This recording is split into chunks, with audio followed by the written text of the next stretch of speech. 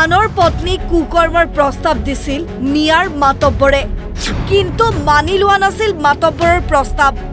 তাৰ পিছত মাতব্বৰে মহিলাৰ সৈতে ৰাস্তাতে সংঘটিত কৰিলে ভয়ংকৰ কাণ্ড।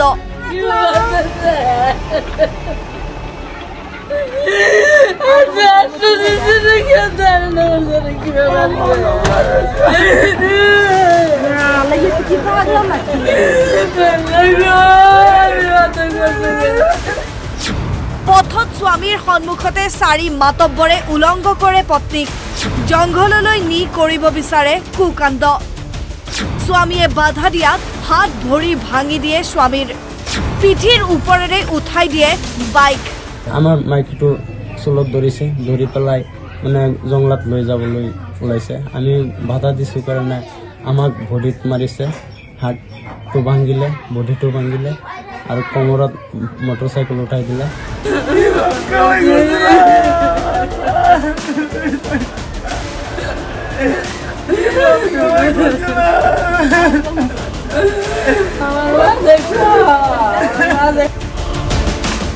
ঘটনা ধিঙৰ কমলকুটি চাপৰিৰ। এই চাৰিজন হল মাতব্বৰ। এইজন আনোৱাৰ হুছেইন ওৰফে আনাৰুল, এইজন চিৰাজ আলী, এইজন সাদ্দাম হুছেইন আৰু এইজন সামিদুল ইছলাম। ইয়াৰে আনাৰুল চিৰাজ আলীৰ পুত্ৰ আৰু অভিযোগ অনুসৰি চিৰাজৰ পুত্ৰ আনাৰুলে ওচৰৰে এগৰাকী মহিলাক কুকাণ্ডৰ প্ৰস্তাৱ দিছিল আৰু মহিলাগৰাকীৰ স্বামীয়ে কাষ চাপিছিল আৰক্ষীৰ। সেই কথাত ক্ষুণ্ণ হৈ মহিলাগৰাকীৰ সৈতে চাৰি মাতব্বৰে সংঘটিত কৰিলে ভয়ংকৰ কাণ্ড। কিন্তু এই সকলোবোৰ দেখিও যেন নিমাত ধিং আৰক্ষী, কিয়নো জাহাৰ দিয়াৰ ৮ দিন পিছতো গোচৰ পঞ্জীয়ন নকৰাৰ অভিযোগ ভুক্তভোগীৰ। ভয়ংকৰ ঘটনা সংঘটিত কৰিও মুকলি মনে ঘূৰি আছে অভিযুক্ত। মাতব্বৰৰ ভয়ত ঘৰলৈ যাব নোৱাৰি শহুৰৰ ঘৰত আশ্ৰয় লৈছে ভুক্তভোগীয়ে। এতিয়া প্ৰশ্ন হয়, এজাহাৰৰ পিছতো কিয় গ্ৰেপ্তাৰ কৰিব পৰা নাই অভিযুক্তক? চৰৰ মাতব্বৰক ভয় কৰে নেকি অসম আৰক্ষীয়ে? এজাহাৰ দিছোঁ, আমাৰ একো কৰা নাই, কিবা আমাৰ সুবিধা কৰি দিয়া নাই। কেছ ৰেজিষ্টাৰ কৰিছে? কেছ ৰেজিষ্টাৰ কৰা নাই। আজি কিমান দিন হৈছে ঘটনা? ৮ দিন হৈছে।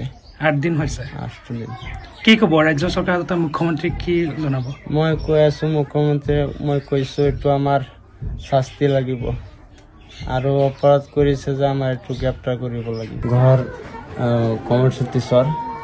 আমি যেতিয়া ঘৰৰ পৰা আহিছোঁ, আহি পেলাই জলিলৰ ঘৰৰ ওচৰত আহিছোঁ, নদীৰ কিনাৰ মাজত আহিছোঁ। এফালে চিৰাজ আলী, জহিৰুল ইছলাম, সাদ্দাম হুছেইন আৰু ইকৰাজুল, চিৰাজ আলী আৰু জলিলৰ সামিদুল হুছেইন, সিহঁতো মানে জংঘলত পলাই আছিল।